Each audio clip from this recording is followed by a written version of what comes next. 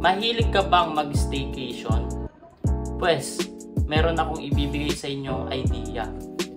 What if ikaw ang maging unit owner at ikaw ang magpa-staycation? Ang kagandahan dito, may unit ka na, business owner ka pa. So let me show you this 2-bedroom unit dito sa Urban Deca Homes. Ayan, ipapakita ko sa inyo itong dress up and model unit natin na kung saan pwede nyong gayahin yung design po na to para magkaroon kayo ng sarili nyong negosyo. Pwede nyo po ito ipa-staycation dahil itong project natin is located sa Business Central District ng Ortigas, Pasig. Now, let me show you the bedroom inside. Ito po yung itsura sa loob kapag may gamit na po. Now, ngayon, ang kagandahan dito, napakamura lang ng interior design kapag ipapa-design po ninyo ito.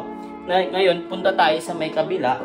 Ngayon ito, parehas lang naman sila ng sukat pero magkaiba lang ng design. As you can see po, ito yung ating bed. Ayan, merong pwedeng mag-install ng aircon and may mga cabinets. Ngayon po, ito yung ating kitchen.